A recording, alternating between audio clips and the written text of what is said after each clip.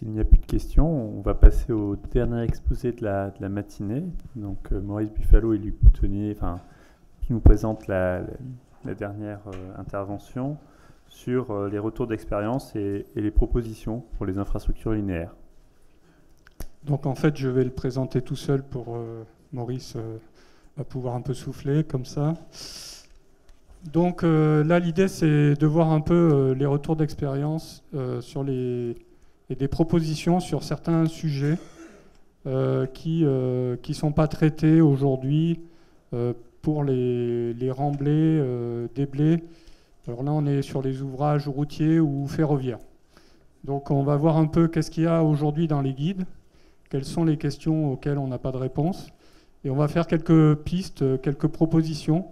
Donc pour la conception des hauts remblais et pour la prise en compte de l'environnement hydrique.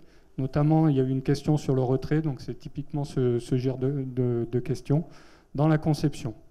Et enfin, on abordera le cas des déblais sur les talus et aussi sur les problématiques de gonflement en fond de déblais qui posent parfois problème. Donc, quels sont les objectifs pour les infrastructures linéaires en termes de fonctionnalité? Bon, c'est d'avoir un ouvrage qui supporte du trafic. Donc, il faut que ça se passe bien. Donc, il y a une portance suffisante au sommet du remblai et qu'il y ait une évacuation correcte des eaux pluviales. Donc, une géométrie quand même qui est maîtrisée dans le temps. Bon, ensuite, évidemment, il faut que les ouvrages soient stables. Et pour conserver la géométrie, il faut maîtriser les déformations à long terme. Et puis enfin, comme pour tous les ouvrages de terrassement, on veut utiliser les ressources disponibles, ce qui est à la fois économique et vertueux pour l'environnement. Donc si on balaye un peu les guides existants, c'est ce qui est fait dans l'ouvrage, on voit qu'il y a quand même un corpus qui est déjà riche. On voit aussi dans les projets de normes européennes apparaître des points de convergence intéressants sur pas mal de sujets, sur les prescriptions de compactage. Par contre, on est quand même un peu pauvre pour l'analyse des déformations différées dans les sols sensibles à l'eau. Donc, par rapport à cette sensibilité à l'eau, dans les documents, le corpus dont on dispose à l'heure actuelle, il y a des sujets qui sont traités, comme par exemple les sols secs qui présentent un danger d'effondrement, pour lequel la prescription, c'est de limiter la teneur en air, voire de se mettre à l'optimum ou côté humide ou proche de l'optimum pour limiter les risques. Donc avec un risque d'effondrement qui sera maximal pour les faibles densités et les faibles teneurs en eau. Dans les questions non traitées, eh bien là on trouve déjà une première problématique sur le risque retrait-gonflement sur les talus. Il n'y a pas grand-chose. Donc on va essayer d'apporter une réponse là-dessus.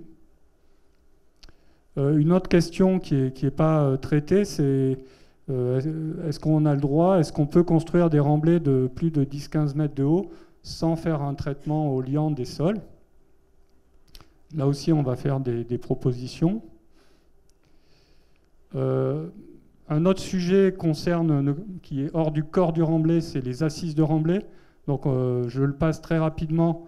On a avec les méthodes de calcul des méthodes pour optimiser les calculs des temps de consolidation qui ont été confirmés par différentes planches d'essai sur différents projets qui ont confirmé ce point-là. Dernier sujet, les déblais. Donc les déblais en sol fin, il y a une problématique sur les talus. Il y a aussi une problématique de gonflement différé, donc qui se pose de manière assez forte pour les TGV et les ouvrages ferroviaires, parce que quand on veut maîtriser la géométrie de la voie ferroviaire, on sait rajouter du ballast, mais on ne sait pas en enlever. Donc là, on a fait une instrumentation, on en tirera un peu les enseignements. Donc le premier sujet, les hauts remblais sans consolidation.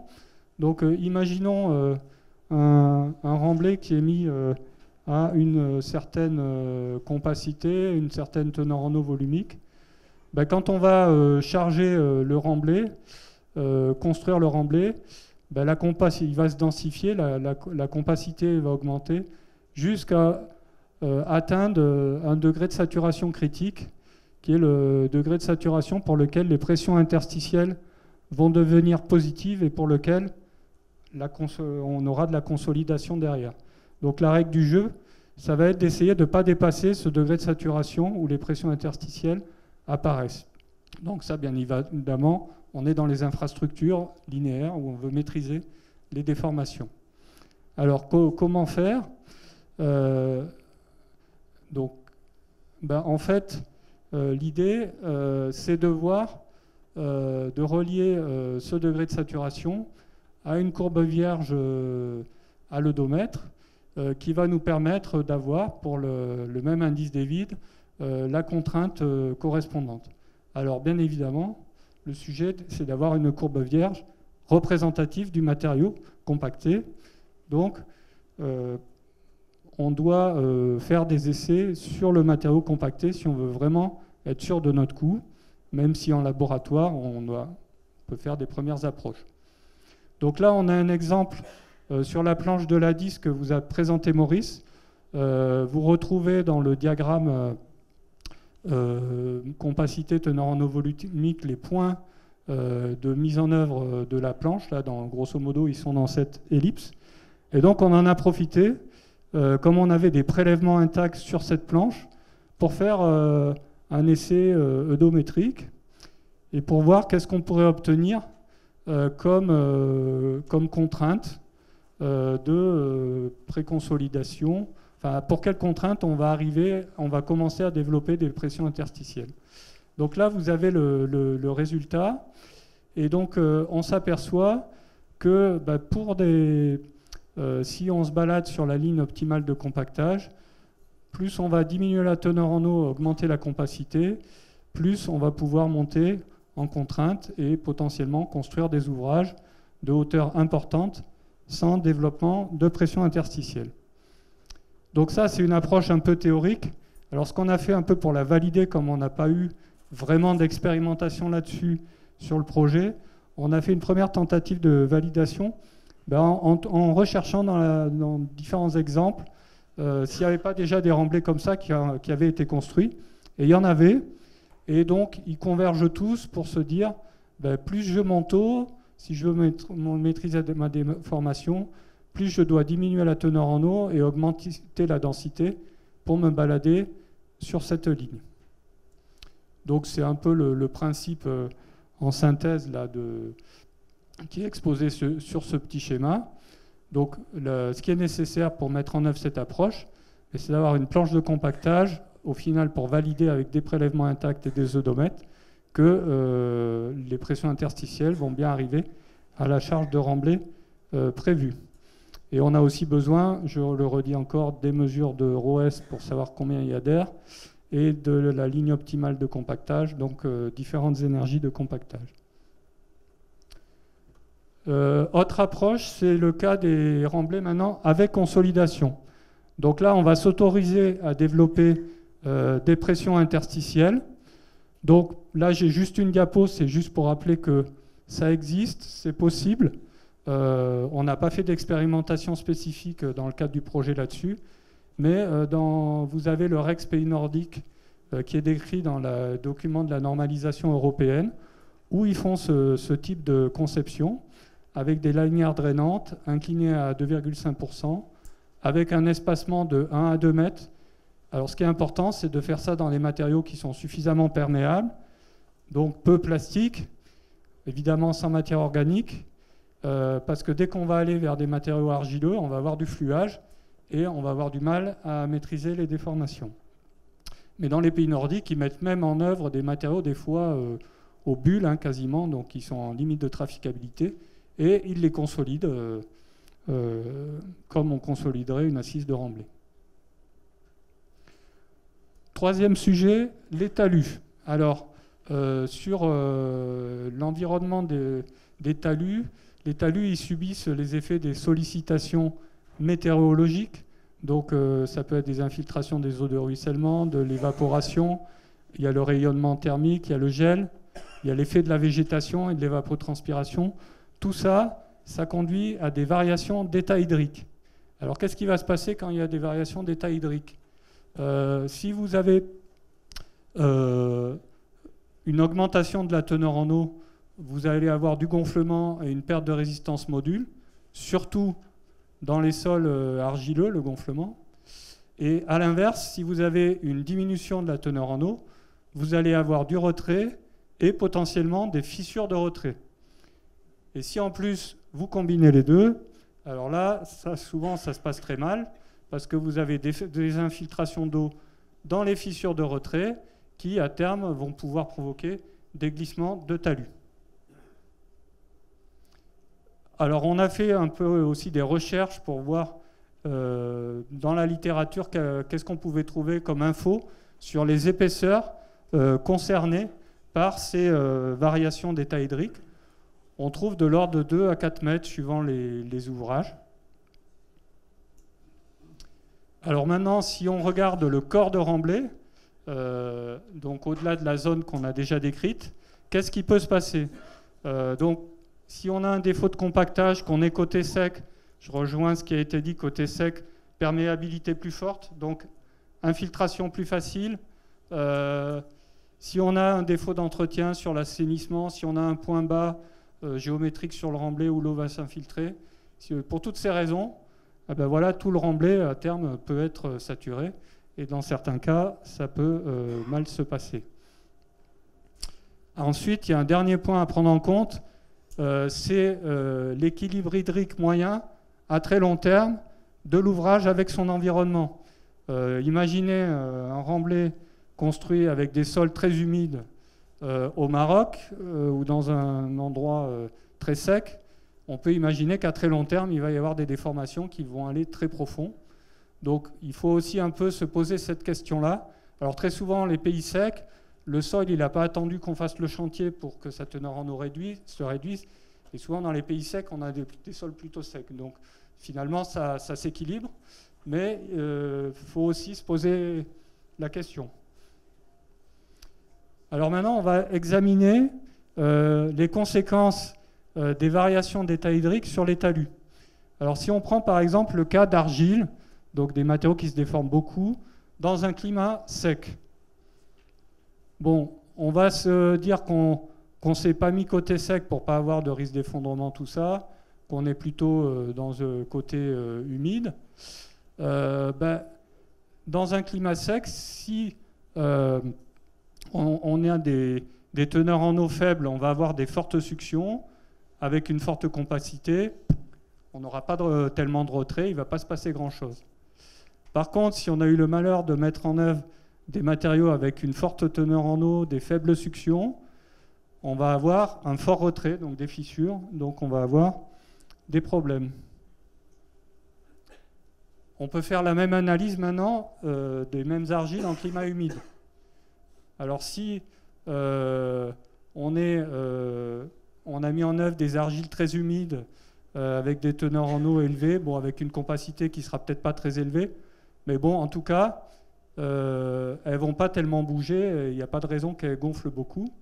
Par contre, si on les a mises à une teneur en eau faible et qu'elles ont une faible succion initiale, il risque d'y avoir un fort gonflement, et donc ça peut nous poser des problèmes.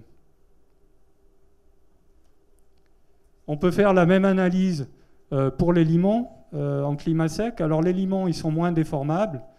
Donc comme les argiles, si on est à des fortes suctions, fortes capacités, il ne va rien se passer. Bon, après, si on met en œuvre des limons humides en climat sec, on risque quand même d'avoir des fissures de retrait et donc des problèmes si on n'y prend pas garde. Et on peut faire la même chose côté humide. Donc si on est très humide, qu'on imbibe, bon, il ne va pas se passer grand-chose. Par contre, si on est très sec, même dans des limons, on peut peut-être avoir un peu de gonflement si on est très, très, très dense. Donc après, on peut s'amuser finalement à définir dans quelles conditions de compactage on doit se mettre pour pas que nos talus ils bougent trop en fonction de l'environnement hydrique, en se disant soit je suis en climat sec, soit je suis en climat humide, soit je peux avoir un peu les deux, et on sait que les cycles sont très pénalisants. Alors ce qu'on recommande, la conclusion de tout ça, c'est faites des essais de retrait. L'essai de retrait, vous le mettez à la teneur en eau de mise en œuvre, et déjà vous pouvez voir ce qui se passe si vous attendez un retrait volumique important ou pas. Si vous avez un retrait volumique important, ça veut dire que sur votre talus, vous allez avoir des fissures. J'aurais dû rajouter, faites aussi des essais de gonflement pour voir si en fonction des évolutions potentielles, vous allez avoir des gonflements importants ou pas. Après, on reste dans le domaine du jugement d'ingénieur. On n'a pas la prétention de faire des calculs sur ce genre de sujet. Alors, sauf pour c'est pour la stabilité. C'est-à-dire que la terre végétale, ce n'est pas une protection suffisante. Donc, même s'il y en a trop, ça peut être un réservoir d'eau. On verra cet après-midi des exemples de REX. Donc, ce qu'on recommande, en fait, c'est quand même dans cette zone où il peut y avoir des variations de teneur en eau, au moins en étude de stabilité, prendre une caractéristique de sol remanié sur une certaine épaisseur sur les talus, pour au moins garantir la stabilité. La question suivante, c'est est-ce qu'on peut protéger le remblai pour éviter ces variations de teneur en eau? Donc c'est une double protection contre l'infiltration, mais aussi contre l'évaporation. Donc la première solution qui semble efficace, c'est la protection granulaire, même si du point de vue pratique, elle n'est pas très souvent mise en œuvre. Mais en tout cas, on a trouvé... ce qu'on peut dire, c'est qu'on fait ça dans les déblais, et sur les déblais, ça se passe bien, et qu'on a trouvé une référence de Vaughan, ou de Vaughan, il faut dire, qui montre qu'il y avait vraiment instrumenté un ouvrage et qui montre que ça marche bien. La deuxième idée, c'est les talus traités, alors qui vont, eux, pas bouger. Par contre, en termes de drainage, voilà, la démonstration reste à faire. Donc, il y a encore des recherches et des REX à compiler pour avancer sur ce sujet. Pour les déblais, les talus de déblais, on va avoir une réflexion similaire sur le retrait-gonflement, perte de compacité, résistance. Les REX montrent que ça peut concerner 1 ou 2 mètres d'épaisseur, les REX qu'on a pu trouver, parce qu'ils ne sont quand même pas hyper nombreux. Donc, les recommandations sur les talus non protégés, c'est que c'est pareil de faire un calcul avec de stabilité, avec des caractéristiques de frottement à l'état critique sur 1 ou 2 mètres, éventuellement en mettant un peu d'eau en charge sur cette frange de 1 ou 2 mètres, parce que si on a des fissures de retrait qui se mettent en charge, ça peut peut-être, on peut avoir un aspect moteur de l'eau. Pour les talus protégés, là, il n'y a rien de nouveau, c'est ce qu'on fait couramment et ça fonctionne bien. On met un masque granulaire qui protège, qui permet de drainer et qui protège de l'évaporation. Dernier sujet qui nous reste à voir, ce sont les plateformes de déblais. Donc l'objectif, c'est de comprendre les mécanismes de gonflement différés. Donc on a fait une instrumentation sur la planche sur l'autoroute A304. Donc il s'agit d'un déblai de 18 mètres de profondeur. Vous avez une photo et on est dans le nord-est de la France, vers Charleville-Mézières. Donc le principe d'instrumentation, c'est on a mis avant l'excavation du déblai, on a fait un forage de 250 mm de diamètre dans lequel on a mis la centrale d'acquisition et les élongamètres à une profondeur de 25 mètres sous la future rase du déblai de terrassement. On a aussi mis des piches de tassement-gonflement et des cellules de pression interstitielle qu'on a malheureusement perdues en cours de route parce qu'on a perdu les fils pendant le terrassement. Donc je ne peux pas vous présenter les cellules de pression interstitielle.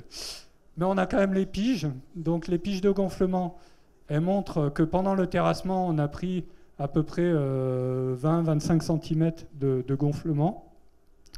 Et après, on voit que le gonflement se poursuit. Il y a un gonflement différé qu'on peut observer en fonction de la profondeur avec les élongamètres. Donc là, on est à peu près sur un rythme de 1 cm par an. Et on voit que ça descend profond. Hein. Alors on a voulu essayer de modéliser ce phénomène. Donc je ne vais pas rentrer dans les détails de la modélisation, mais on voit qu'il y a une perméabilité qui est très faible. Donc on a pris aussi la compressibilité du fluide. Bon, je ne rentre pas dans ces détails. Simplement, dans le calcul, en fait, on trouvait une stabilisation si on n'avait pas d'apport d'eau par la surface. Donc il a fallu mettre des infiltrations pour arriver à expliquer la déformation différée dans le modèle. Mais même si on fait ça, on s'aperçoit que les mesures qui sont les losanges noirs sont quand même assez... suivent pas vraiment... enfin, qu'on n'arrive pas bien à modéliser ce qui se passe là. On n'a pas assez de gonflement. Donc, il y a deux explications possibles. Soit c'est qu'il y a des passés perméables dans le massif, ce qui est le cas, c'est-à-dire qu'il y a des passés calcaires de 10 cm d'épaisseur qui peuvent apporter de l'eau aux couches de marne qui constituent les 95% ou les 99% du déblai. Ou alors, ça peut être du fluage, qui n'est pas dans la loi de comportement qui est présentée. Et quand on regarde les essais oedométriques qu'on a fait sur le carotté avec les prélèvements, sur les paliers de décharge des essais oedométriques, vous retrouvez le gonflement instantané qui, lui, dépend de notre théorie avec l'air occlus, qu'on explique avec l'air occlus, le gonflement différé qui est lié au phénomène de consolidation, ou là, on devrait dire plutôt de déconsolidation. Et après, on voit qu'on a un fluage qui n'est absolument pas négligeable, au moins en laboratoire. Et on voit que ce fluage est d'autant plus fort que l'OCR est fort. Et ça, il y a d'autres résultats dans la littérature qui le montrent, au moins en laboratoire. Donc, en conclusion, bon, on voit qu'il y a il nous semble qu'il y a trois mécanismes. Le gonflement non drainé, instantané, le gonflement drainé qui correspond à la déconsolidation et le gonflement dû au fluage. Alors, le drainage correct de la plateforme, son étanchéification, ça va limiter les apports d'eau en surface et sûrement permettre de réduire un peu le gonflement drainé sur les premiers mètres. Pour le risque de fluage, et aussi on peut avoir la rupture en extension, bon ça je ne vais pas rentrer dans le détail, hein, c'est la mise en butée du sol. Ben, on voit qu'on a, pour le limiter, comme ça, il est d'autant plus fort que l'OCR est fort, on a intérêt à purger et à confiner le matériau sur les premiers mètres. Mais ce qu'on voit aussi, c'est qu'en profondeur, il sera difficile de maîtriser le gonflement drainé ou le fluage. Donc, un gonflement nul, c'est un peu mission impossible. Voilà, je vous remercie.